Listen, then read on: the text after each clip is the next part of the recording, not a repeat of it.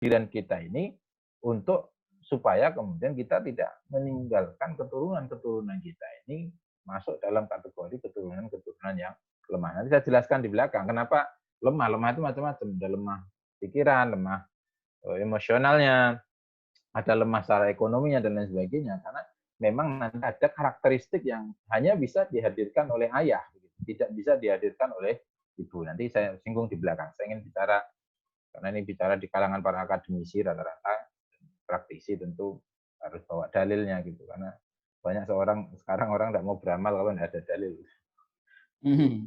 Nggak repot. Yang kedua, kenapa harus hadir? Karena itu ciri kesolehan. Jadi suami-suami yang soleh itu, laki-laki yang soleh itu memang harus hadir. Gitu. Jadi kalau Anda ingin dikatakan sebagai suami yang soleh, Anda harus hadir di dalam keluarga Anda. Anda harus merasa kehadiran Anda itu harus dirasakan oleh anak Anda, kehadiran Anda itu harus dirasakan oleh istri Anda. Bahkan kehadiran Anda itu harus dirasakan oleh orang-orang di sekitar Anda secara sosial. Ini yang kedua. Karena slide saya agak banyak, saya agak cepat-cepat ya Pak. Materinya waktunya sedikit. Kemudian yang ketiga adalah memenuhi ikatan janji pernikahan. Kalau orang Pekanbaru biasanya baca sigot taklif gitu. Kalau habis akad nikah baca sigot taklif. Jadi berjanji untuk menafkahi, berjanji. Ada janji-janji pernikahan itu. Nah, janji itu hanya bisa terpenuhi kalau kita hadir. Nanti dimensi hadirnya saya semalam merumuskan renung-renung untuk ada 8 perspektif kehadiran yang kita hadirkan ketika kita menjadi seorang suami nanti di bagian akhir. Kemudian yang keempat, kenapa harus hadir? Karena ar-rijalu qawwamuna 'alan nisa. Laki-laki itu menanggung beban terhadap perempuan. Jadi bagaimana mungkin dia menanggung beban kalau kemudian dia tidak hadir? Nah, maka nanti di slide berikutnya itu saya sampaikan banyak sekarang itu perempuan yang berubah menjadi tulang punggung, padahal seharusnya dia tulang rusuk saja. Si perempuan itu tulang rusuk. Terus dipaksa jadi tulang punggung gitu. Itu kan berat banget itu. Tulang punggung itu butuh kelenturan, butuh kekuatan gitu, terus diganti dengan tulang bengkok yang mudah patah. Yang kecil, ya, yang kecil kalau biasa lihat tulang rusuk ya. Tulang punggung itu kan berbuku-buku ya, bernyambung-nyambung itu ada fungsi kelenturannya dan lain sebagainya. Itu dipaksa, tulang rusuk ini kemudian banyak dipaksa dalam rumah tangga kemudian menjadi tulang punggung. Ya sekuat-kuatnya tulang rusuk jadi tulang punggung itu ya nanti lama-lama akan fraktur juga, akan sampai pada masa pertama mungkin bisa menanggung, kedua bisa menanggung, tapi kan tidak semuanya sekuat Khadijah yang menanggung beban dakwah bersama Rasulullah. Sampai ketika ditanya ya Khadijah apa yang masih bisa engkau berikan untuk agama ini, kemudian Khadijah mengatakan ya Rasulullah, semua harta kita sudah habis. Kalaulah tulang belulangku ini bisa untuk menyambung perjuanganmu, maka ambil. Kan kita sampai sekarang kan hampir-hampir tidak akan ketemu dengan makhluk semacam Khadijah ini. Yang banyak adalah perempuan-perempuan yang kalau suaminya kurang penghasilannya menyanyi kan gitu. Ini yang sering akan kita temui. Yang berikutnya, kenapa harus hadir? Karena itu akan menimbulkan harga diri kita sebagai seorang laki-laki. Itu menjadi ada, eksis di harga dirinya. Kalau kita tidak hadir, maka kita tidak punya harga diri di depan keluarga. Ketika tidak punya harga diri, ya nanti runtutannya di slide berikutnya. Anda akan tidak dihargai oleh keluarga Anda tidak dihargai oleh anak Anda tidak dihargai oleh istri Anda tidak dihargai oleh mertua Anda. Ya. Bahkan mungkin dalam konteks psikologi Anda tidak bisa menghargai diri Anda sendiri sehingga Anda rendah diri, bukan rendah hati, rendah diri, konsep diri Anda buruk dan kita semua tahu orang yang punya konsep diri yang buruk dia akan mudah melakukan kegiatan-kegiatan yang juga negatif. Nah, ini yang paling penting sebenarnya. Kenapa ayah itu harus hadir? Kenapa? Karena bahwa kita harus menjamin bahwa Allah tetap disembah itu bukan kita yang terakhir. Jadi fungsi kebapaan kita ini kan harus meniru Nabi Ibrahim kan. Kan kita aja ya ada sering-sering baca doa milata abina Ibrahim hanifan. Kita menganggap Nabi Ibrahim itu abdi. Menganggap Nabi Ibrahim itu bapak kami gitu. Bapak apa? Bapak tauhid. Kenapa? Karena dia yang punya cita-cita bahwa nanti Allah itu tetap disembah oleh anak keturunannya. Nah itu jangan sampai berhenti di kita. Bahwa Allah itu harus tetap disembah dia oleh keturunan-keturunan kita. Bagaimana mungkin kita bisa menjamin, menggaransi bahwa Allah tetap bisa disembah oleh keturunan kita? Tentu kita juga nanti harus hadir secara spiritual dalam pengertian religius, kita mengajarkan agama dan sebagainya pada anak-anak itu. Ini fungsi kita menjadi seorang suami yang paling penting sebenarnya. Selain daripada menghadirkan keluarga yang bahagia, keluarga yang sakinah dan lain sebagainya. Lebih jauh dari itu yang paling pokok adalah sebenarnya tetap berlangsungnya proses tauhid di dalam diri kita dan anak keturunan kita. Itu yang jauh lebih penting. Yang ini kemudian jarang disadari. Maka kalau saya itu sederhana jadi bapak. Setelah ngaji-ngaji terakhir saya tidak banyak tuntutan. Jadi kalau ditanya, anakmu kalau gini-gini gimana? Santai aja. Selama anak saya masih sholat, ngadep kiblat, saya masih senang. Gitu. Masih sadar dia sholat ngadep kiblat. Saya tidak banyak permintaan, syarat. Harus hafal sekian, harus bisa sekian. Dah. Yang penting dia sholat, terus ngadep kiblat, itu masih senang. Gitu. Itu standar saya minimal sekali. Supaya tetap bahagia kan. Ya, saya harus meyakinkan bahwa Allah tetap disembah oleh anak saya. Nah, kemudian yang berikutnya tentu kenapa kita harus hadir, karena kita semua harus mengorientasikan bahwa kita akan kembali kepada Allah Subhanahu wa taala, dan kembali kepada Allah Subhanahu wa taala tentu kita berharap balasan kebaikan di sisi Allah Subhanahu wa taala. Karena ini yang paling penting yang harus jadi orientasi hidup kita. Jadi kebanyakan kita tadi kata Pak Yanwar lupa ilmu tentang arah hidup. Jadi kita ini banyak belajar ilmu cara hidup. Cara hidup ya belajar psikologi, belajar jadi guru, belajar jadi macam-macam. Arah hidupnya kan harus tahu dulu gitu. Nah, baru nanti belajar keindahan hidup tersier. Nah, sekarang orang yang dikejar-kejar anak-anak sekarang itu belajar keindahan hidup. Cara hidupnya enggak ngerti, apalagi arah hidupnya. Sehingga kenapa model-model apa ya yang kecantikan tuh namanya.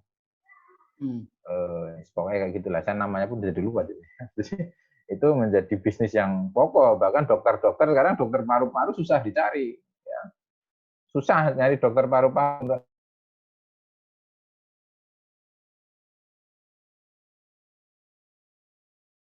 Baca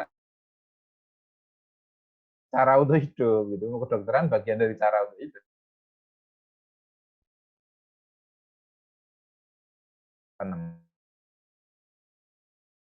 Kita susah menemukan. Yang kesehatan kita juga agak kacau kan. Dalamnya berapa spesialis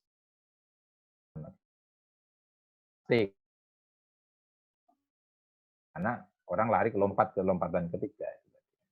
Nah ini alasan-alasan kenapa kita sebagai ayah itu harus hadir, kenapa orang tua itu harus hadir.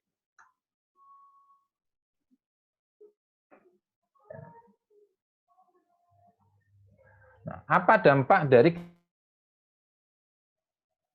kita? Nanti ada dari perspektif anak, ada dari perspektif kita sebagai ayah. Yang pertama adalah ayah-ayah yang tidak dihargai dalam rumah tangga. Banyak ya,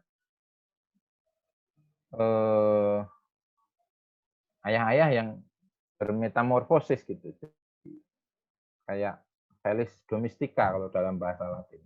Mungkin Pak Yanwar tahu ya, Felis domestica. Kalau Felis tigris itu harimau, kalau Felis domestica kucing. Jadi banyak anak yang ayah-ayah di rumah itu yang modelnya kayak kucing Cina. Gitu. Jadi makanya hati-hati ini bagi laki-laki yang hadir di sini yang belum punya istri gitu. Itu hati-hati dengan perempuan-perempuan yang sudah melihara kucing. Ya, sama nanti mengharapkan pasangan yang modelnya kayak kucing, mudah diatur, Cina, ada banyak gitu. Jadi ya, jadi karena binatang piaraan itu menunjukkan refleksi keinginan bawah sadarnya.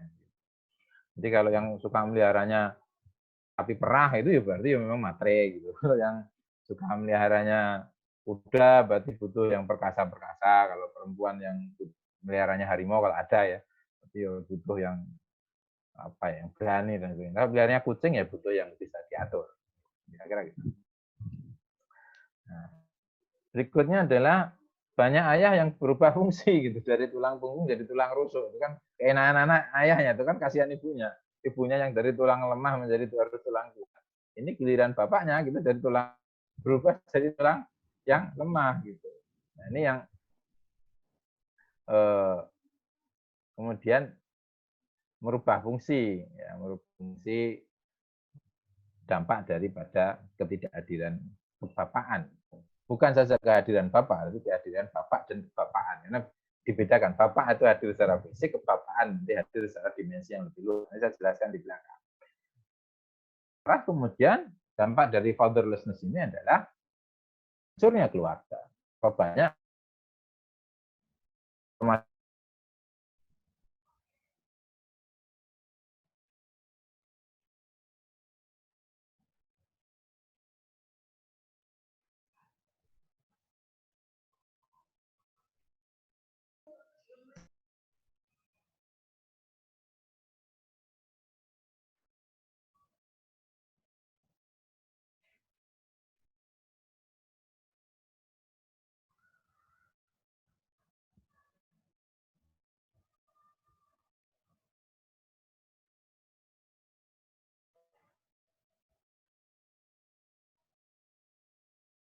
Halo?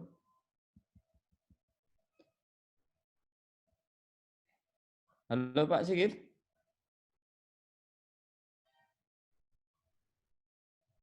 Halo Pak Sigit? Ini Mungkin jaringan Pak Januar. oh iya, Mas Heri. Biasanya lancar nih Pak Sigit nih. Pulsanya habis mungkin enggak? Halo?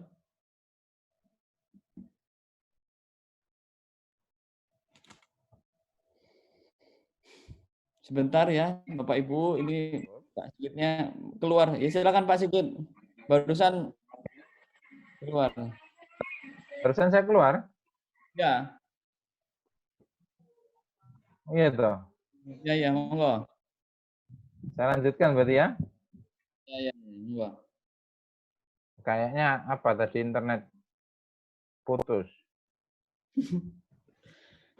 Monggo silakan. Nah, dampak-dampak kehilangan ayah pada anak ini saya cantumkan kalau ini penelitiannya biar agak ilmiah sedikit. Itu udah muncul Pak ya di share screen-nya? Belum. Belum ya? Belum.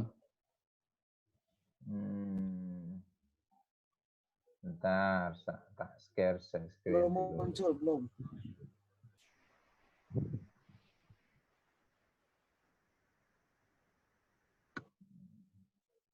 Sudah ya? Sudah Ya. masuk ya? Ya, monggo. Oke, lanjutkan. Tadi tidak tahu, tiba-tiba kok hilang dari peredaran. Tadi sudah ya, sampai di sebelumnya hancurnya keluarga sudah ya? Ya. Sudah Pak Yan? Udah. Sudah ya. Nah, berikutnya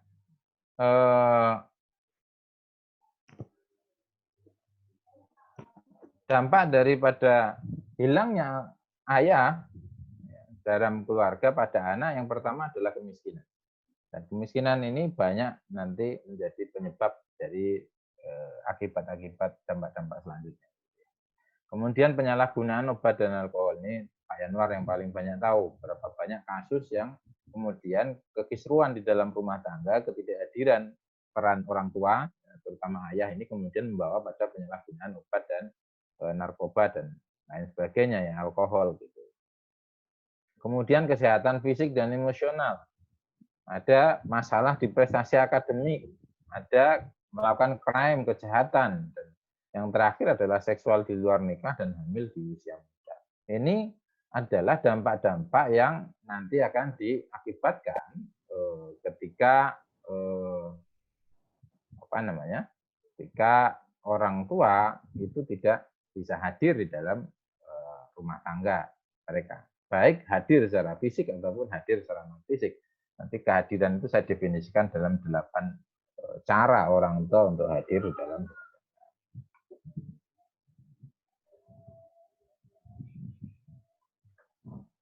Apa penyebabnya? Ya, penyebab dari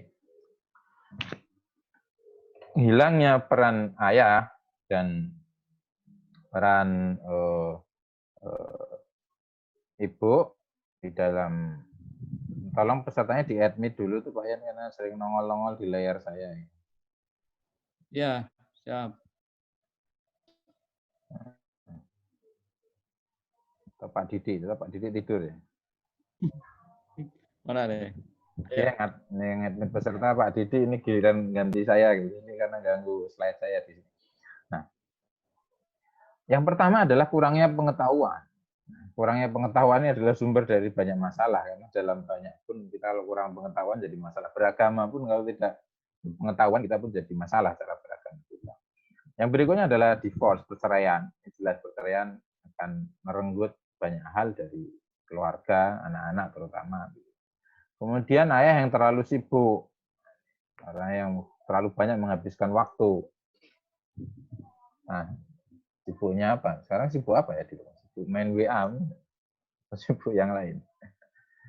Nah, kemudian budaya. Nah, ini yang perlu kita khawatir ini yang terkait dengan budaya pada kelompok-kelompok, pada budaya-budaya paternalistik. Kehadiran ayah ngurusi anak, gendong anak dan sebagainya itu boleh jadi nanti akan dianggap sebagai sesuatu yang tabu, padahal perlu gitu. Wah, orang tua gendongi anak aja ini. Ayah kok gendongi anak aja, itu ada nanti di budaya-budaya tertentu, budaya-budaya Jawa yang kolot, misalkan kayak saya ini orang Jawa kolot. Itu sehingga kenapa orang tua ayah jarang ngurus anak itu karena nanti tidak pantas kalau ayah tuh ngurus anak. Itu urusannya orang istri. Nah, ini berarti bentukan dari budaya. Jadi ada beberapa penyebab munculnya dari fatherlessness.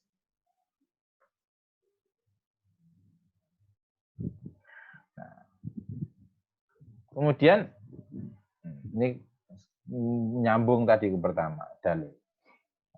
Ada studi yang dilakukan oleh Sarah binti Halil bin Dakhilallah Al-Mutiri, ya, beliau di dalam kitabnya itu, yang kalau diterjemahkan dialog orang tua dan anak dalam Al-Quranul Karim dan aplikasinya dalam pendidikan, menyebutkan ada 17 tempat yang menyebutkan dialog antara orang tua dengan anaknya begitu.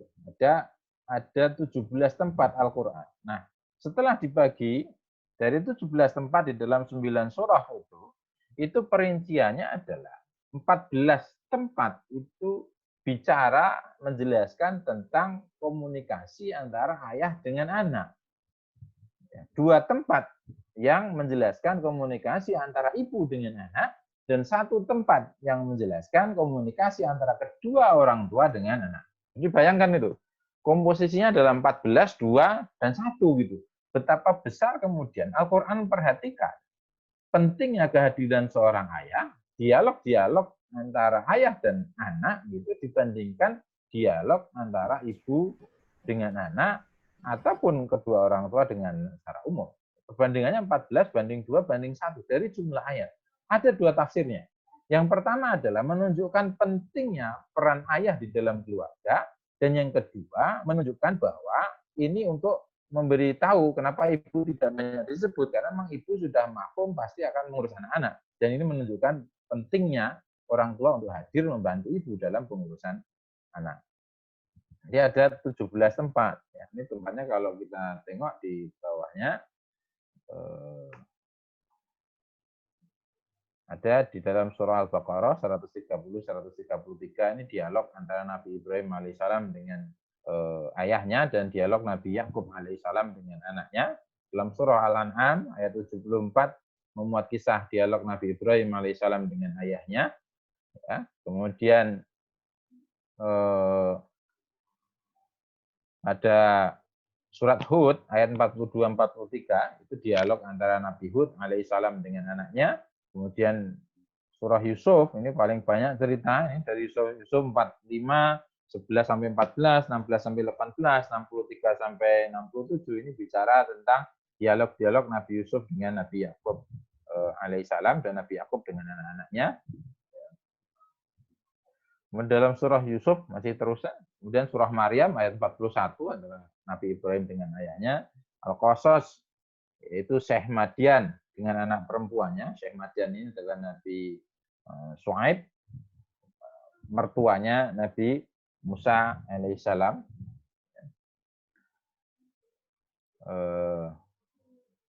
Internet saya koneksinya bagus ini kayak unstabil. Kemudian dalam surah Luqman Kalau cerita-cerita Ustadz itu cerita tentang bagaimana dialog Luqman dengan anaknya, bagaimana Luqman mengajari anaknya tentang dunia yang inkonsisten, misalkan begitu, kita sering mendengar itu. Kemudian dalam surah As-Saffat, yaitu dialog antara Nabi Ibrahim dan Ismail. Kita tahu itu, dialog tentang penyembelian yang panjang, dialog tentang.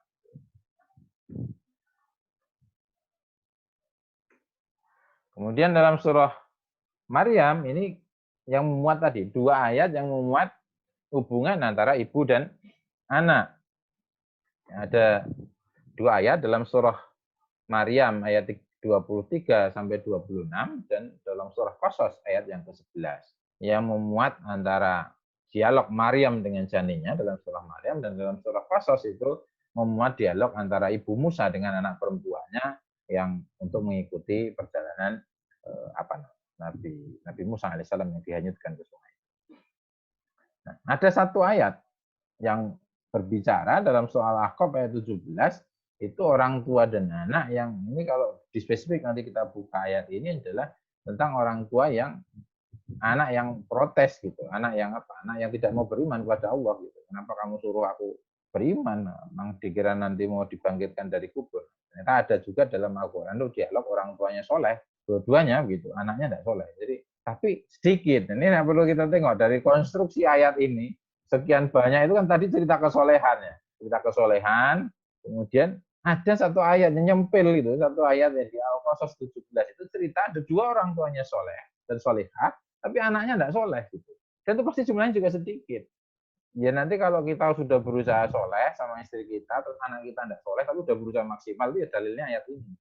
Tapi kebanyakan kalau orang tuanya soleh, ibunya soleh, anaknya ya soleh dan solehah, kira-kira gitu. Kebanyakannya begitu. Bahwa nanti lahir kemudian seperti anaknya Nabi Nuh, ya, atau lahir model-modelnya istrinya Nabi Lut dan sebagainya, itu pengecualian aja. Itu menunjukkan bahwa Allah itu yahdi may yasha, Allah memberikan petunjuk pada siapa yang dikehendakinya.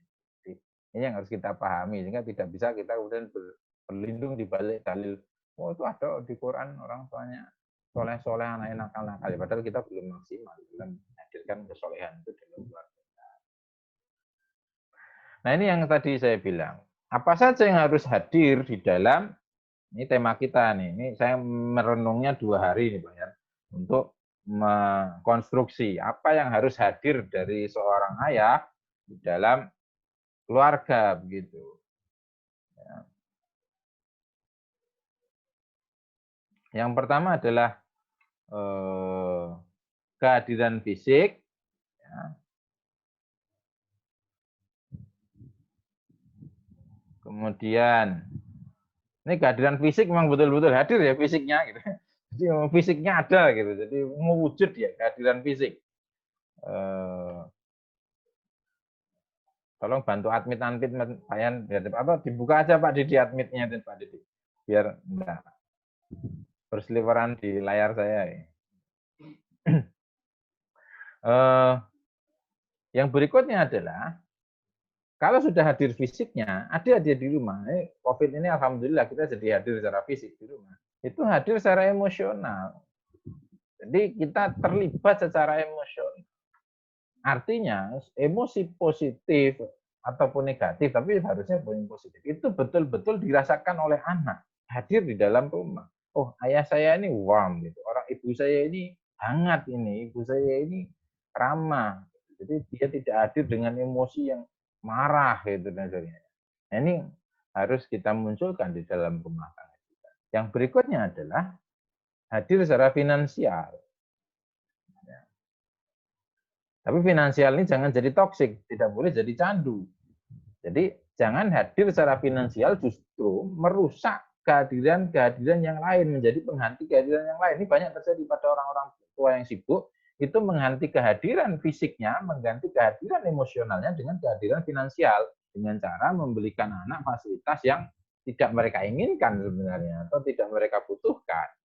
Nah, ini yang banyak terjadi. Misalkan Pak Yanwar, anaknya dibelikan mobil-mobilan yang sebenarnya cukup beli 20.000 tapi dibelikannya 3 juta dan lain sebagainya. Ini akibat sebenarnya kompensasi karena tidak bisa hadir secara fisik dan emosi, kemudian memberikan yang lebih dari sisi itu, seolah-olah itu bisa replace, gitu, bisa menggantikan. Nah, ini yang justru terjadi nanti biasanya banyak masalah di keluarga-keluarga kaya, di sekolah-sekolah yang elit-elit itu, banyak masalahnya di sini nih. Orang tua banyak hadir secara finansial, tetapi dia tidak hadir secara fisikal dan finansialnya jadi idealnya di usia akhir balik, usia terus mulai mengurangi kehadiran finansial. Ya kita kalau tengok di sahabat Nabi yang di usia muda awal Islam lah, sebetulnya Tolha bin Ubaidillah. Tolha itu di usia 17 tahun, 18 tahun ketika dia dagang ke Syam, itu sudah kalau kita hitung-hitung pakai hitungan rupiah itu transaksinya itu kali transaksi 1,2 M dan lain sebagainya. Nah, ini berarti kan besar itu transaksi perdagangannya. Kita sedang di sini anak-anak mahasiswanya jualan minyak wangi itu kapan kayanya gitu. Orang penjajahnya jualan minyak bumi, kita jualan minyak wangi, kapan kayanya. Jadi ini berarti kehadiran secara finansialnya jadi toksik, jadi racun. Terlalu dimanja anak kita, sehingga mereka tidak dipersiapkan secara mandiri finansial. Kemudian yang berikutnya praktikal. Secara praktis kita juga harus hadir dalam keseharian. Kan bawa ke kamar mandi, bersihin, ganti celananya, gitu dan sebagainya, itu juga harus hadir secara praktik kita di dalam rumah tangga. Tidak semuanya diserahkan kepada pembantu. Ibu juga begitu, yang ngelus-ngelus pakaian anaknya itu ya ibunya. Di dalam ketika ngelus-ngelus itu nanti ada makna kasih sayang di situ. Masak, ketika masak berasnya ditampi, diperes-peres pakai tangan, dipususi kalau kata orang Jawa, ya dibersihkan. Di situ mengalir energi cinta seorang orang tua pada anak, nempel di berasnya, dimakan sama anaknya, mengalir tuh. Bukan beras saja, bukan nasi aja utuh, tapi dia nasi yang sudah ada cinta orang tuanya. Nah, gimana kalau kemudian nasinya beli? Gimana kemudian kalau bajunya suaminya atau baju anak-anaknya yang setrika laundry atau yang siapa yang ngerjakan semuanya orang lain, itu yang mengalir cintanya cinta siapa itu? Cinta tetangga lah, kira-kira begitu. Yang berikutnya hadir secara intelektual. Orang tua itu kalau ditanya anaknya ngerjain PR dan sebagainya, ya hadir secara intelektual. Buat orang anaknya itu bangga dengan dikit-dikit guru les, dikit-dikit guru les. Itu bagi yang mampu, yang tidak mampu ya bolehlah pakai guru les. Kalau Anda berpendidikan, dan saya rasa yang jamaah Zoom-nya ini kan semua berpendidikan. Kan tidak mungkin tidak berpendidikan install Zoom ya. Artinya Anda harus hadir secara intelektual. Ya minimal masih ngerti aljabar fungsi, persamaan pertidaksamaan lah kalau anaknya sampai di SD kelas 6 SMP kelas 1 masih paham itu lah. Ya kalau nanti sudah integral inferensial tidak bisa, tidak apa-apa selain gurunya. Tapi kalau masih pembagian, perkalian gitu, geometri gitu masih sederhana gitu harusnya bisa. Atau bahasa dan lain sebagainya. Jangan dikit-dikit anaknya suruh tanya Google. Yang berikutnya hadir secara lingual, hadir secara bahasa. Ini penting. Seorang ayah itu harus mengajarkan anak berbahasa yang baik, berbahasa yang tegas, berbahasa yang tertata, berbahasa yang maskulin pada anak-anak gitu. Karena ibu juga mengajarkan bahasa dalam skala yang sangat banyak. Cuma kadang-kadang bahasa yang sifatnya bahasa pergaulan ya, bahasa lisan gitu kan. Kita sering melabeli kalau istri itu cerewet atau ibu itu cerewet gitu kan. Itu ngajari anak untuk ngomong, tapi orang tua juga harus hadir dia lingualnya gitu. Nah, cara bahasa, jadi kalau kedengeran sama anaknya itu bapaknya kalau ngomong ini begini.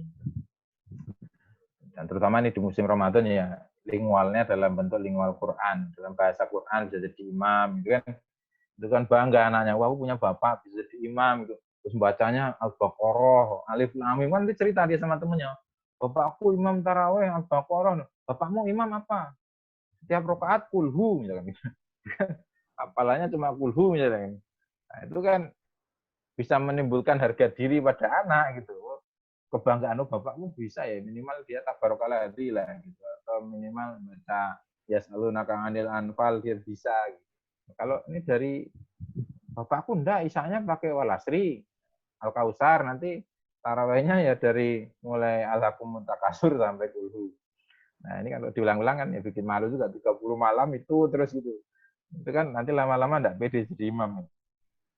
Ya. Yang berikutnya hadir secara spiritual. Ini yang penting. Bagaimana kita mengenalkan agama, mengenalkan tauhid, mengenalkan syariah, mengenalkan kedekatan kita pada Allah Subhanahu wa taala, mengenalkan kita berzikir, ya.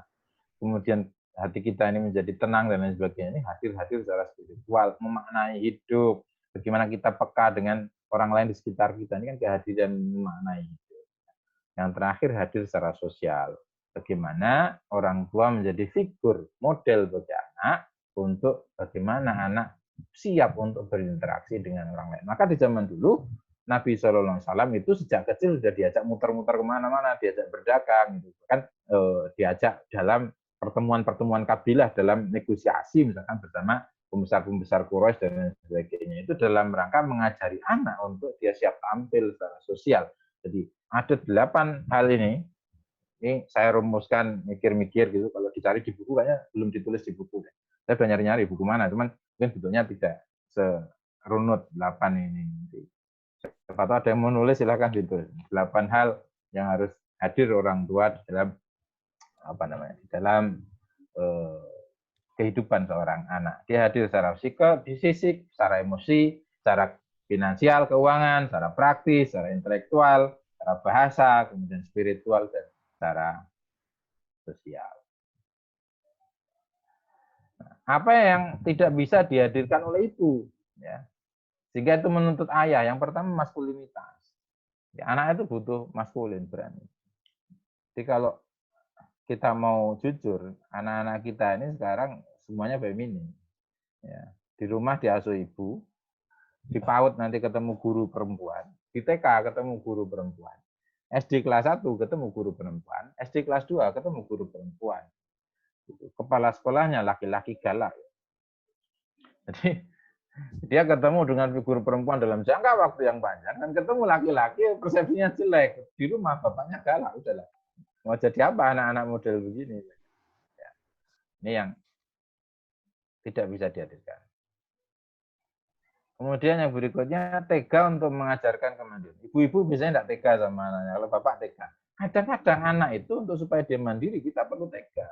Nah, kemudian keberanian bermain ekstrim. Kan saya belum pernah lihat, ya mungkin kalau ibunya atlet MMA atau binaragawan ya. Saya belum pernah lihat ibu kemudian gendong anaknya dilempar ke atas, ditangkap kembali, atau anaknya diputar-putar, tidak ada.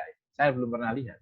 Tetapi ayah sering melakukan itu. Kenapa? Dia bisa mengajarkan anak itu permainan ekstrim. Ini melatih adrenalinnya, melatih keberaniannya, untuk mengeluarkan kalau dia teriak, ya teriakan terkerasnya gitu. Nah ini hal-hal yang kemudian tidak bisa dihadirkan oleh perempuan, namun hanya bisa dihadirkan oleh seorang ayah. Nah itu kira-kira beberapa hal Pak Yanwar terkait dengan pentingnya kehadiran ayah di dalam keluarga, yang itu juga berfungsi positif pada ayah itu sendiri, berfungsi positif kepada istri, dan berfungsi positif pada anak-anak yang hadir di dalam keluarga itu, sekaligus juga berfungsi positif pada masyarakat sekitarnya. Itu yang bisa saya share pada kesempatan siang ini, dan sudah lama juga saya ngomong tadi ya. Sekitar berapa menit ya? 45 menit. Ya. 45 menit. Saya kalau ngomong itu masalahnya lupa waktu ya. Suka ngomong masalahnya. Gitu. Udah Pak?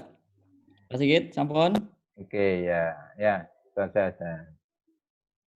Baik, Bapak Bapak Ibu. Kalau mau dilanjutkan ke dialog. Ya, dialog, nanti. nanya-nanya. Kalau nggak bisa jawab, di sini banyak psikolog ya jawaban ya. Gitu. Gampang aja loh, aku langsung jawab, kamu yang jawab. Baik Bapak Ibu sekalian dan adik-adik atau teman-teman mahasiswa, ini menarik sekali. Sebenarnya ada satu manfaat dari dampak pandemi ini adalah, salah satunya adalah bagaimana kehadiran fisik, ya fisik nih, fisik orang tua itu terutama ayah hadir dalam keluarga. Dan ini karena PSBB jadi tidak boleh keluar kan, akhirnya ayah ini. Cuman ayah kalau sudah di dalam rumah jadi bingung mau ngapain ya. Akhirnya ternyata riset di Barat dan mungkin juga di Indonesia itu malah angka perceraian, angka konflik rumah tangganya jadi meningkat. Ini aneh. Ini berarti ada yang salah nih Pak Sigit, gitu ya. Satu sisi nggak salah juga Pak ya. Itu benar itu.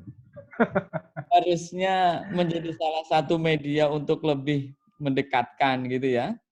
Mendekatkan Karena keluarga. prosesnya begitu tiba-tiba Pak. Di proses switch-nya itu tidak melalui prakondisi yang smooth gitu. Harusnya seminar dulu baru COVID kan.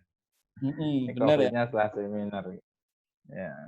Nah ini, jadi sebenarnya inilah momen yang sangat berharga. Ini tema ini menarik karena ini menjadi pengingat untuk kita semua. Ini momen yang sangat krusial, sangat penting untuk kita menghadirkan berbagai kehadiran yang sudah Pak Sigit sampaikan tadi gitu ya. Baik, selanjutnya silahkan Bapak Ibu untuk bertanya. Boleh lewat chat atau lewat mic speaker itu silahkan dihidupkan, angkat tangan saja, nanti biar saya bukakan. Atau Bapak Ibu membuka sendiri speakernya, dipersilahkan. Ini Yang ada nanya nih. ini ada, mungkin ada pertanyaan nih. Ini dari teman kita Pak Sigit, Mbak Uut di Iya. Bandung. Nitip pertanyaan. Banyak ibu-ibu yang bertanya pada saya, bagaimana cara yang pas ngajak para ayah untuk hadir seutuhnya dalam keluarga. Gimana Pak Sigit? Silahkan. Bagaimana cara mengajak? Ngajak ayah-ayah ini, gitu ya. Monggo, silahkan. Ini jadi diskusi saya tadi pagi. Jadi tadi pagi saya diskusi agak serius, agak filsafat. Orang lain masih tidur, saya jam subuh itu sudah bicara filsafat eksistensialis tentang makna kehadiran gitu. Karena problem filsafat eksistensialis itu tidak masuk ke wilayah esensi. Ya. Baik, saya bantu jawab. Bagaimana narik Pak Yanuar dan saya atau Pak Didi misalkan untuk hadir terlibat di dalam rumah tangga gitu ya. Nah ini yang harus kita buka adalah pernah tidak kita misalkan punya waktu-waktu yang khusus, waktu yang spesial bersama pasangan kita untuk mendiskusikan tentang arah keluarga. Karena arah keluarga itu jangan-jangan itu hanya ada di seminar-seminar pranikah. Jangan-jangan ketika orang sudah menikah itu sudah kehilangan arah atau lupa meletakkan dasar tujuan ini mau dibawa kemana gitu. Reorientasi arah ini penting karena ketika orang sudah ibarat orang sudah berlayar, hidup itu sudah berlayar di lautan, itu kadang-kadang kehilangan arah. Kalau tidak nengok kompas kehilangan arah, kalau tidak diskusi kehilangan arah gitu.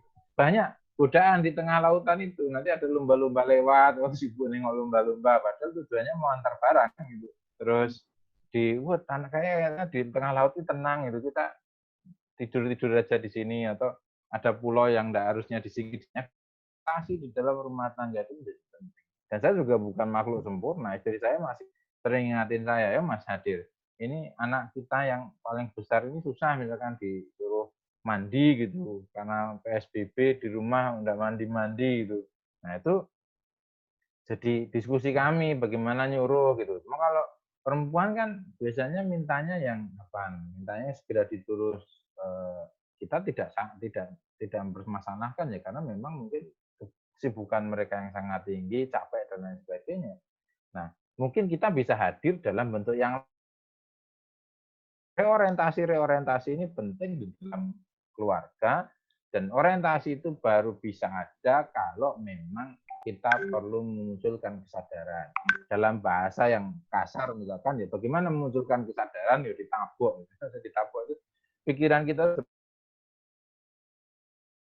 nanti pada titik tertentu kita supaya keluarga ini juga tidak stres itu harus siap dengan standar minimal dalam berkeluarga. Seperti yang saya sampaikan, standar minimalnya itu ya sujud, ya ngadep kiblat, udah bener itu, udah baca. Nggak usah kemudian pusing-pusing. Nanti kita terlalu menetapkan target yang tinggi, stresnya juga tinggi. Misalkan kita punya pasangan yang secara agama tidak siap, secara secara spiritual juga tidak mateng sebelum menikah.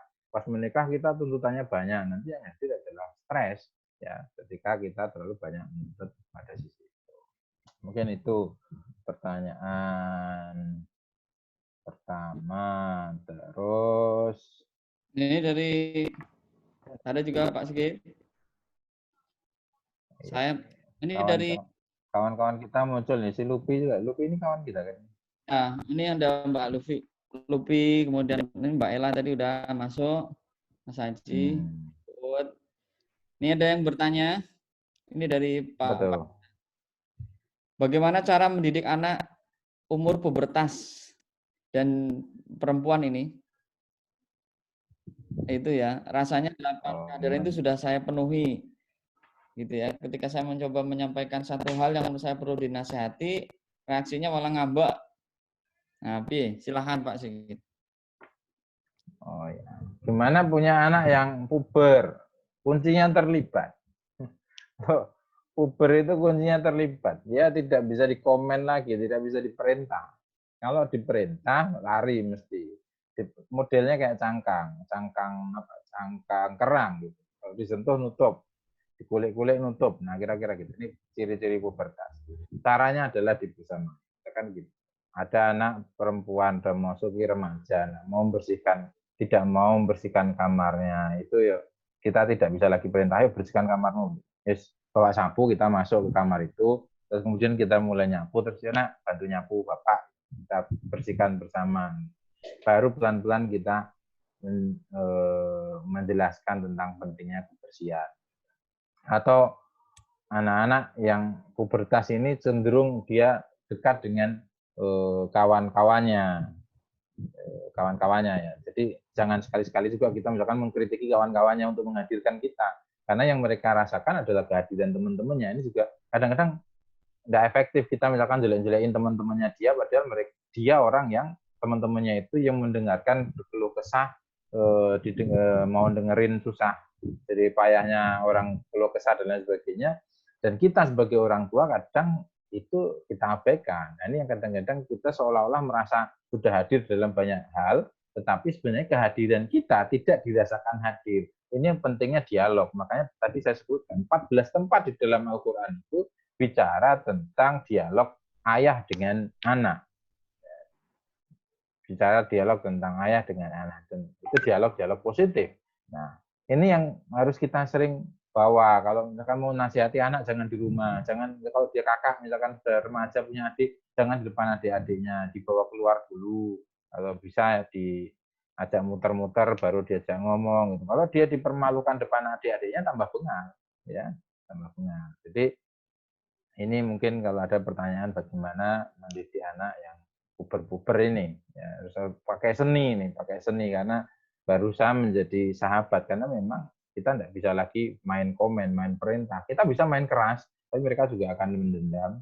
Dan ada hadis yang diriwayatkan oleh Tabrani itu, kalau kita menghadirkan kelembutan dalam rumah tangga, keluarga itu jadi.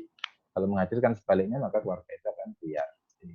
Itu yang tentu harus kita belajar bersama. Saya juga belum sempurna, tapi belajar terus untuk bisa hadir dan bisa membersamai anak-anak saya. Anak-anak saya sudah mulai kompleks, ada yang remaja, ada yang anak, ada yang bayi gitu. Dan saya harus berusaha, kalau saya main sama bayi ya serius, dikasih makan makanan yang ini contoh-contoh makanan ya pura-pura makan, itu macam-macam ya harus saya kerjakan. Dan tidak boleh jaim, jadi orang tua tidak boleh jaim. Ya, harus ekspresif memang. Itu Pak Yan. Baik, ini ada Dr. Ustadz Saproni, mungkin mau menambahkan. Monggo Ustadz.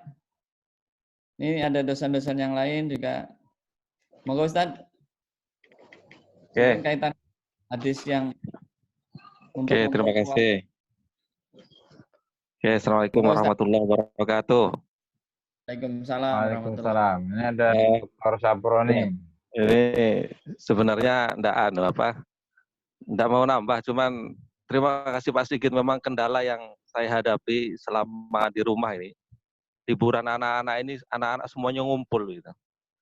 Jadi memang kendala yang saya hadapi pribadi ini terkait dengan ada satu anak yang sudah masuk pada puberitas gitu.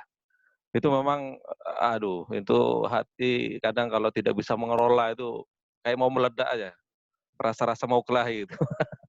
Jadi terima kasih, saya cuma ingin ucapkan terima kasih saja dan, sebelum ini pun saya sudah, konsultasi juga dengan Pak Sigit terkait dengan cara-cara, menghadapi anak-anak yang puber ini. Karena selama ini di pesantren kita tidak pernah merasakan, apa namanya, eee ya tidak pernah bertemu, tidak pernah berinteraksi dan lain sebagainya. Sekarang 24 jam nongkrong bersama kita dan ini memang sesuatu hal yang baru. Saya cuma ingin mengatakan terima kasih Pak Sigit yang telah memberikan masukan-masukan yang berharga terkait dengan bagaimana menghadapi anak yang sedang puber.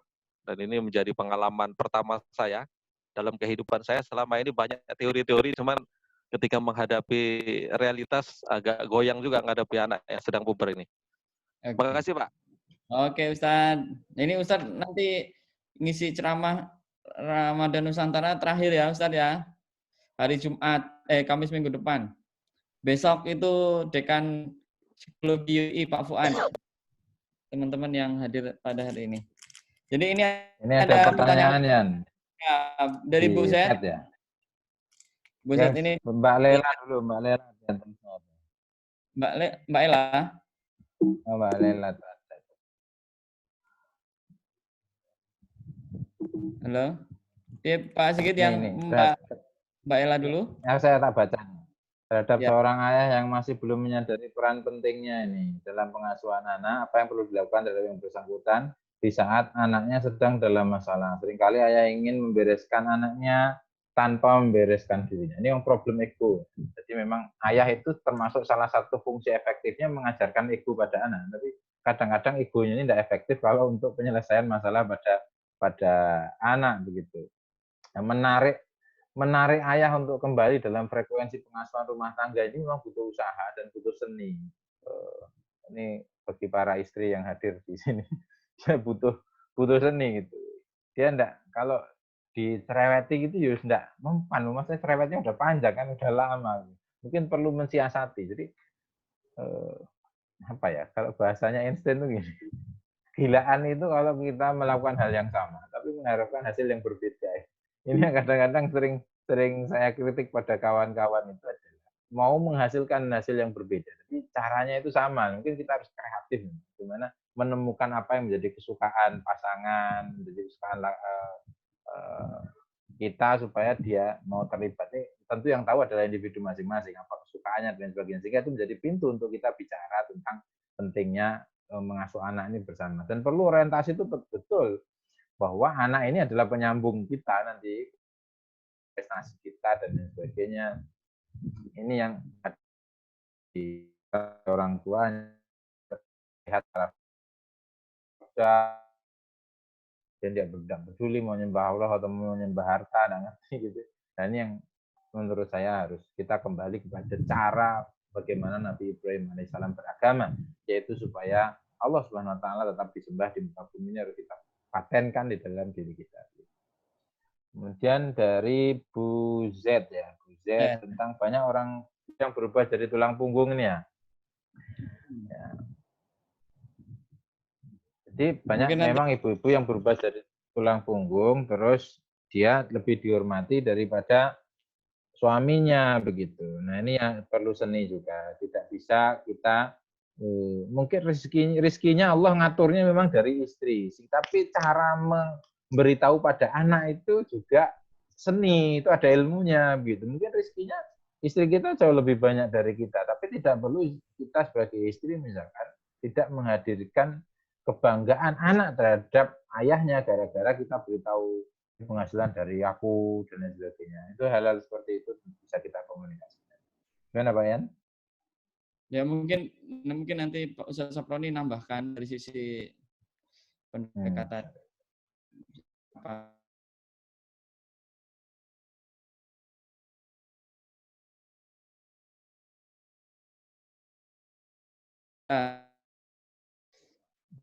negatif telah timbul karena tidak dapat dihadirkan, terus gimana cara menasehatinya?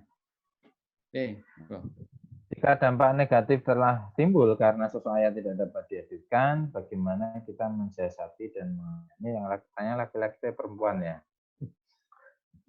Dicari dulu penyebab tidak hadirnya itu kenapa, terus mencari potensi positif apa yang bisa menarik dia untuk hadir. Itu yang terpenting. Jadi dicari penyebabnya apa, terus mencari celah positifnya apa untuk menarik supaya dia hadir. Jadi pasti kalau sudah terkait dengan anak, itu apapun anak itu tidak bisa dibuang kan. Nah, pasti orang tua juga akan mau masuk si ayah. Ya kalau misalkan sulit, kan kalau sesuatu itu berat dikerjakan sendiri, minta bantuan profesional, itu jauh lebih gampang. Misalkan Pak Yanwar kan sering jadi mediator suami istri yang bermasalah dan lain sebagainya. Itu bisa minta bantuan profesional kalau memang berat. Tapi kalau masih bisa dikomunikasikan, masih bisa dirunut cara celah masuknya lewat mana begitu, ya itu bisa disisir.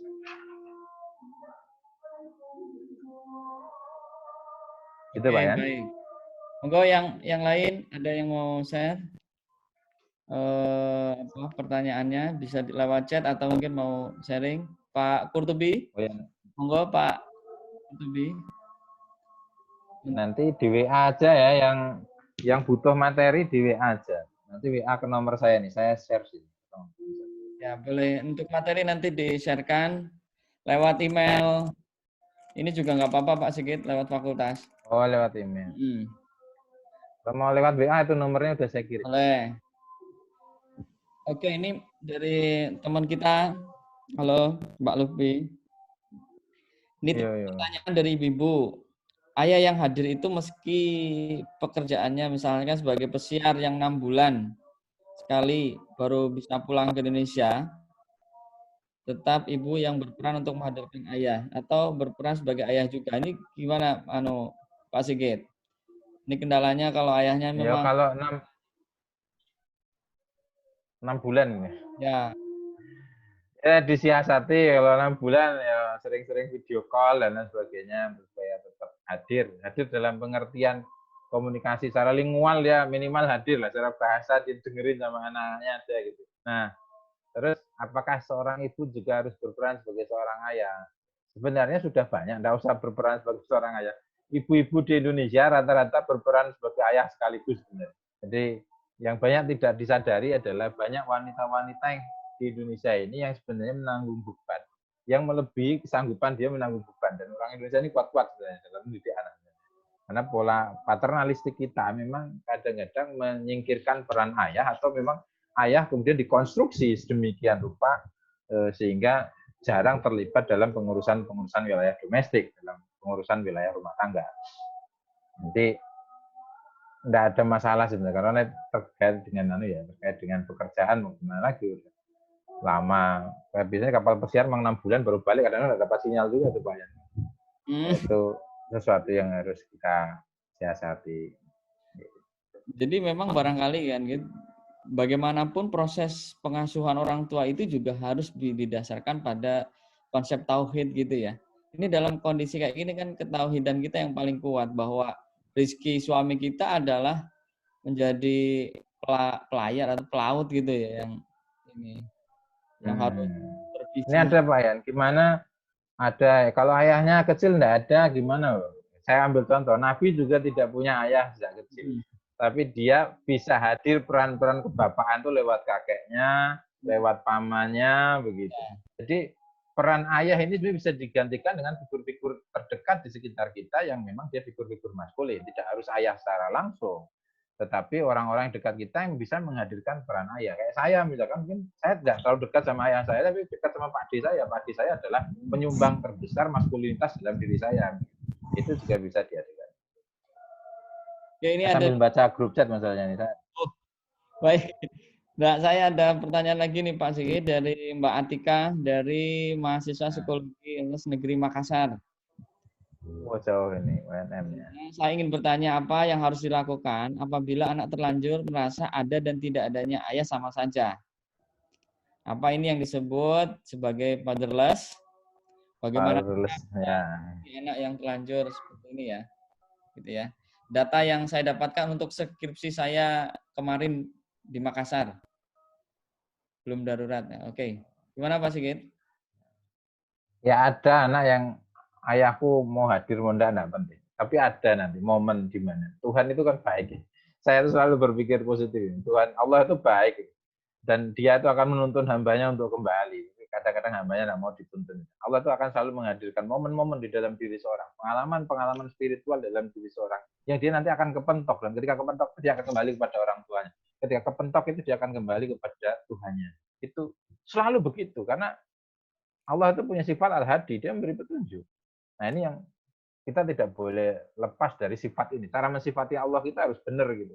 Nanti dengan begitu kita pasti orang-orang tidak mungkin akan seterusnya begitu. Nanti akan ketemu momen di mana dia, oh orang tua saya ternyata penting, orang tua saya ternyata berarti, orang tua saya.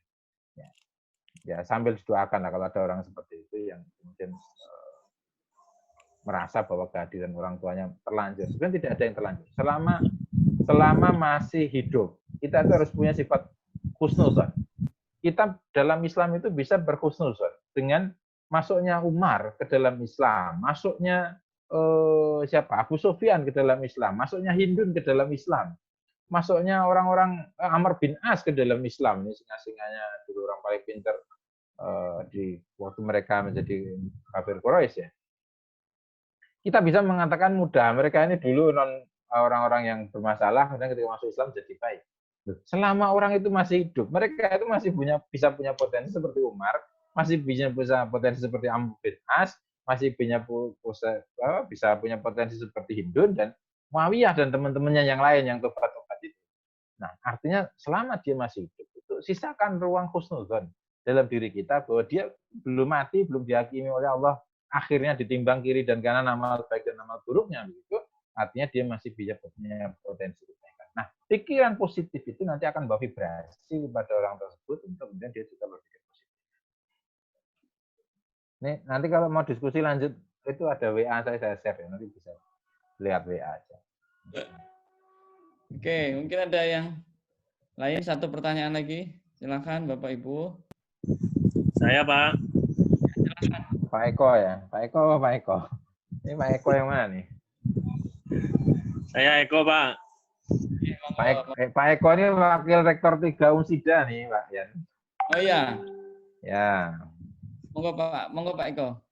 Ya, sangat menarik diskusi dari Bapak Sigit tadi. Cuman kita perlu melihatnya dalam sebuah konteks yang lebih luas, dari sisi pendidikan, dari sisi perkembangan anak-anak Indonesia nanti ke depan.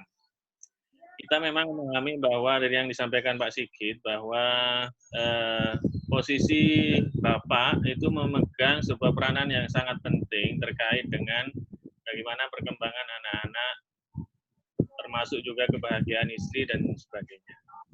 Nah, cuman kita di sini dihadapkan pada sebuah tantangan.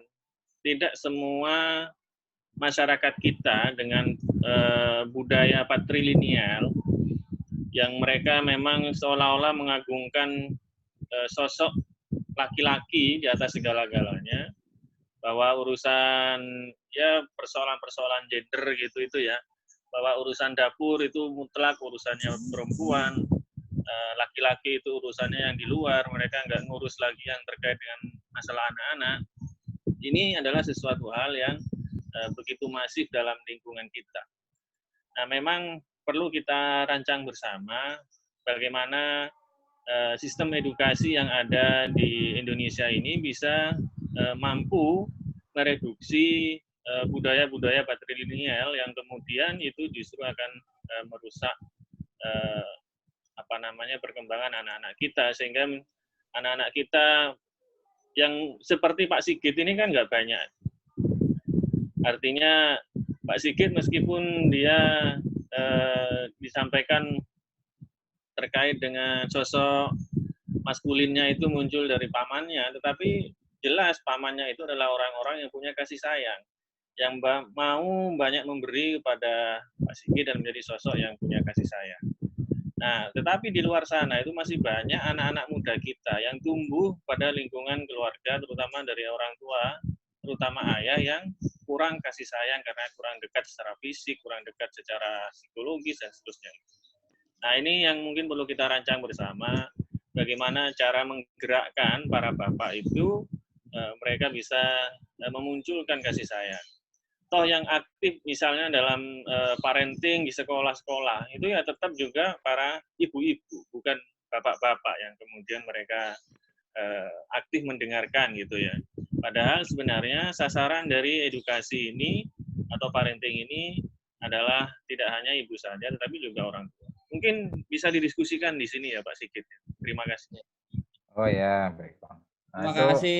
Oh, ini Pak Eko ini Wakil Rektor 3 ya? ya Universitas Muhammadiyah Sidoarjo. Muhammadiyah Sidoarjo. Terima kasih Pak Eko. Memang Sigit itu ini tantangan kita. Tadi sudah saya sampaikan di depan, salah satu penyebab dari fatherlessness itu adalah culture gitu. Ada culture paternalistik yang memang kuat di dalam masyarakat kita. Ya, itu kecuali di beberapa budaya ya, misalkan matrilineal ada di Minang dengan penganut matrilineal. Tapi rata-rata paternalistik, rata-rata begitu. Jadi ayah yang dimunculkan dalam sosok-sosok yang untouchable itu, tidak tersentuh. Bagaimana cara kita mengkonstruksi itu dalam pendidikan? Tentu pendidikan ini sebenarnya solusi dari semua masalah. Masalah kebangsaan mau ubah suatu bangsa, ubahlah lewat pendidikannya. Saya nggak susah gitu ubahnya. Bagaimana kurikulum didesain di sekolah itu, misalkan cara mengenalkan guru harus seimbang mulai dari kelas 1, di TK-nya juga diperbanyak guru laki-laki juga, laki-laki. Tapi ya hati-hati juga karena banyak yang laki-laki yang suka ngurusi anak kecil jadi pedofil juga banyak. Ini Pak Yanur yang tahu yang film ini. Tentu seleksinya harus ketat kan begitu, tidak bisa sembarangan. Yang kemudian yang berikutnya bagaimana menghadirkan guru-guru yang punya sifat kebapaan, bukan guru-guru yang pemarah di sekolah misalkan. Yang kadang-kadang guru laki-laki sering diidentikan dengan guru pemarah, walaupun perempuan juga pemarah juga ya di sekolah. Nah, ini yang kemudian supaya peran ayah itu hadir. Yang berikutnya adalah mulai pendidikan, bagaimana pentingnya hadirnya laki-laki dalam rumah tangga ini harus masuk di dalam nanti kurikulum anak-anak kita saat di pendidikan menengah ketika mereka sudah masuk di puber dan lain sebagainya. Ini menjadi penting karena saya selalu punya rumus itu, kalau mengubah negara, ubah pendidikannya. Gimana mengubah supaya orang mau makan singkong? Gampang aja, di sekolah SD jam 10 pagi kasih singkong, jadi program nasional dibiayai negara. Nanti kan lama-lama orang migrasi dari makan beras ke makan singkong sekian persen, kalau di sekolah dikasih. Terus dikasih apa di sekolah pengetahuan, singkong ini mengandung gizi ini, terus manfaatnya begini untuk ketahanan pangan, ini bentuk cinta Indonesia, terus kasihnya singkong sama gurunya itu setiap hari seminggu dikasih 3 kali, nanti mereka terbiasa makan singkong dan itu bisa mengubah ekstensifikasi pangan, itu baru dalam hal singkong dengan nilai-nilai yang lain. Sebenarnya kalau cara kita mengkonstruksi kurikulum ini benar, itu Indonesia jadi benar. Cuma memang konstruksi kurikulum kita kacau gitu, jadi harus banyak yang diubah dalam pendidikan kita. Karena apa yang kita pelajari itu tidak banyak yang kita pakai dalam kehidupan. Life science itu jarang kita pelajari. Ilmu yang betul-betul berguna untuk hidup itu sedikit sekali. Kayak kita belajar psikologi, yang kita pakai hidup beberapa.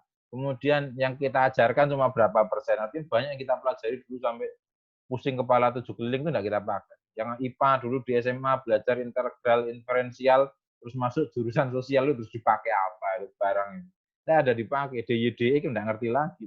Integral learn apalagi itu pusing lagi, apa integral sin apalagi tidak ngerti kan. Jadi tidak kepakai loh, banyak ilmu yang tidak kepakai. Tapi life science yang terlanjur tidak belajar karena waktunya habis untuk mempelajari hal-hal yang tidak berguna itu. Makanya itu yang kemarin kita konstruksikan itu, Pak Andri konstruksikan itu dari arah hidup, kemudian cara untuk hidup, baru keindahan hidup. Ini yang ilmunya harus disusun begitu kan modelnya supaya kemudian kita hidup ini benar-benar hidup. Terima kasih Pak Eko, nanti bareng-bareng kita mikir untuk, karena kita ini sama-sama berkecimpung di dunia pendidikan, tuh bagaimana kita beri masukan pada konstruksi kurikulum pendidikan kita agar lebih bisa digunakan untuk hidup. Dan memang hidupnya bukan hidup di dunia saja, sampai nanti di akhirat gitu. Ya, betul. Niat kita kalau buka sekolah itu nanti bersama-sama masuk surga bareng. Kira-kira gitu. Saya kalau niat itu harus niat yang mulia. Terima kasih Pak Eko. Oke, mantap. Terima kasih Pak Eko dari Sidoarjo.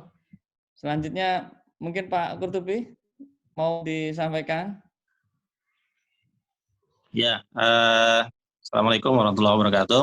Assalamualaikum warahmatullahi wabarakatuh. Terima kasih Pak Sigit materinya sangat luar biasa dan ini sangat bermanfaat sebetulnya buat kami di sekolah, juga buat orang tua murid kami. Cuma yang sering sekali saya diskusikan dengan Pak Sigit bahwa kami ini kan menghadapi siswa yang sudah balik ya di SMP, masa pubertas. Kalau tadi Pak Sigit punya orientasi sebetulnya awal mulai itu dari mulai masa-masa TK, masa SD, dan lain sebagainya. Nah, ketika kondisi anak itu sudah SMP, Pak Sigit, kemudian sudah salah pengasuhan dari pola anak-anaknya, dari mulai TK dan SD-nya, nah, sekarang benturannya itu sering terjadinya ketika usia SMP, bahwa ketika dia further study di usia TK SD, maka kemudian SMP-nya dia bahkan sering yang berkonflik dengan orang tua, dengan pihak ayah dan lain sebagainya. Nah, ini pendekatan apa yang lebih tepat Pak Sigit? Karena kami sudah ibaratnya udah hampir barang jadi gitu, yang dibentuk sejak mulai TK sampai dengan SD. Belum lagi memang orang tua sendiri kaitan dengan kepedulian ingin tahu tentang bagaimana belajar tentang jiwa anak itu juga sangat minim gitu. Mohon penjelasan apa sih? Baik, terima kasih Ustadz Qurtubi yang sudah nanya pertanyaan berat itu. Nah, kalau Pak Qurtubi kan akil balik. Nah, kalau saya di universitas itu nerima yang sudah bangkotan.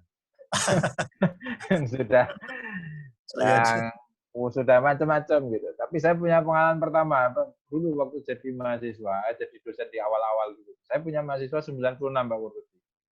Dan dari 96 itu bengalnya juga macam-macam itu. Dari pemakai Pak Enor yang paling tahu ya, pemakai macam-macam begitu. Tapi rata-rata itu setelah kita berinteraksi, kita bersamai, menjadi sahabat, dan kita sering ikut kegiatan mereka keluar dan lain sebagainya begitu. Itu jadi baik gitu. Bahkan yang ada anak yang bentuknya enggak karu-karuan tuh. Kemarin tuh ketemu di masjid tuh. Pas saya jadi imam kebetulan pas salam di belakang saya tuh kaget tuh. Kamu sholat aku. Oh iya Pak katanya. Malah udah mendirikan pesantren. Dia sudah punya pesantren, mendirikan pesantren gitu. Dan ya itu yang kita harus selalu berpikiran positif. Itu yang pertama. Yang kedua, ini yang kadang-kadang kayak generasi-generasi kita yang mungkin dulu mendapatkan pengajaran agama yang baik, misalkan dari keluarga dan sebagainya. Kadang standar kita ini terlalu tinggi untuk anak-anak kita. Ini Pak Qurtubi yang harus kita pahami. Jadi, kita mengharapkan anak kita ini sesuai dengan image yang kita bangun dalam diri kita. Anak itu harus begini, begini. Sedangkan mereka misalkan jadi mau wudhu dengan benar saja, itu sudah alhamdulillah. Karena di rumahnya wudhunya keliru. Ya kan? Nah, penetapan target yang kadang-kadang terlalu tinggi dan tidak realistis berdasarkan basicnya itu yang kadang-kadang buat kita stres dan membuat usaha kita seolah-olah gagal. Padahal tidak gagal-gagal amat juga. Kita sudah membuat perubahan, tapi mungkin perubahan itu bagi kita dianggap kecil, bagi mereka sudah besar. Sehingga yang paling penting sebenarnya ketika kita mendapat anak-anak yang anak-anak yang masuk di SMA, SMP kita ini, asesmennya, keluarganya sebenarnya seperti apa sih mereka gitu. Di rumah itu mereka seperti apa. Nah, targetnya basisnya individu. Kalau yang biasanya di rumah misalkan hilang sholat subuh, ya minimal dia sholat subuh dia dapat gitu. Kalau yang tadinya dia tidak ngapa-ngapain, nakal ngelawan, minimal dia tidak ngelawan sama orang tua, itu sudah cukup positif. Artinya basisnya adalah basis individu. Sehingga perubahan itu terukur bukan karena parameter-parameter yang kita samaratakan terhadap semua siswa, tapi parameter yang basisnya adalah basis awal dari baseline-nya itu seperti apa, kemudian mereka berubahnya menjadi seperti apa. Sehingga perubahan kita apresiasi, insya Allah anak-anak ini juga, saya yakin ya anak-anak kita juga, anak-anak orang baik juga. Saya ingin ulang di kajian Zoomia ini, kemarin ada yang kasus Kuntu itu kalau Pak Qurtubi tahu, yang pas kelulusan merayakan macam-macam itu kan, yang bentuknya tidak karu-karu. Saya ketika ada orang bertanya gitu, saya jawab, ya mereka masih anak kita, mereka itu ya boleh jadi karena tidak tahu, ya kalau ada ya tidak usah dihakimi rame-rame di sosial media, kalau perlu suruh kuliah ke tempat saya, nanti kita sama-sama bimbing. Kita namanya anak muda terus salah itu biasa lah, kita anggap anak muda salah biasa. Kalau tidak salah, tidak anak muda lah kira-kira gitu. Tapi kalau anak muda baik sejak kecil ya jangan dibiarkan salah. Tapi kalau sudah salah ya kita anggap biasa, lalu kita terima dia supaya mereka bisa berubah. Kira-kira begitu Pak. Mungkin standarnya kita turunkan dan basisnya adalah baseline-nya seperti apa. Berarti standar dari segi karakter pasti gitu. Iya, Ya. di assessment dulu ini anak di rumah ya kayak bentuknya kayak apa gitu kan, pas wawancara itu harus detail gitu sehingga nanti apa yang diharapkan orang tuanya tentu juga tidak boleh mulu-mulu. Ya kan anak Pak Qurtubi tidak bisa diharapkan perkembangannya dengan anak saya misalkan dengan anak Pak Yanuar dan lain sebagainya karena basisnya beda. Anak Pak Qurtubi TK udah hafal 15 juz. Anak saya hafal tapi juz belimbing, juz apel gitu. Itu kan beda nanti hasil-hasilnya kan. Syukran sedikit. Ya, semangat. Oke, baik Pak Sigit, Bapak Ibu sekalian, waktunya sedikit cukup. 12. Setengah 1 ya, cukup. Mau sholat. Jam 1. Ini memang menarik temanya karena ini bagian dari kehidupan kita dan ini salah satu tanggung jawab kita untuk menghantarkan kita ke surga. Ini keluarga. Ini setengahnya agama dan di keluarga kita, maka perintahnya adalah jagalah keluarga kita itu ya. Ku anfusakum wa ahlikum naro gitu ya. Memang punya tanggung jawab besar gitu ya. Ini bukan main-main. Jadi fokusnya di sisi keluarga ini jadi menarik dan Pak Sigit sudah menjelaskan dengan panjang lebar mengenai peran ayah gitu ya di dalam keluarga. Sekali lagi terima kasih Pak Sigit ilmunya, semoga berkah dan sehat selalu. Dan untuk Bapak Ibu yang hadir pada kesempatan hari ini, ada Pak Qurtubi, ada Mas Heri, ini dosen-dosen dari UIR, Islam Riau. Kemudian ada teman-teman kita, satu angkatan dulu di Mas Jen itu baru muncul. Mada nih, ada Mbak Lupi, tadi ada Mas Andi, kemudian ada adik kelas kita juga, Zen, kemudian ada kakak kelas kita, Mbak Ella. Ya. Kita, Mas Andre, matur nuwun, Bu Juli, Bu Lis, dan Bapak Ibu yang hadir. Ini orang tua juga yang hadir pada kajian virtual ini. Semoga kita bisa menjadi keluarga yang sakinah, mawaddah, warahmah, dan punya peran yang strategis untuk kehidupan kita di akhirat nanti. Kita tutup kajian kali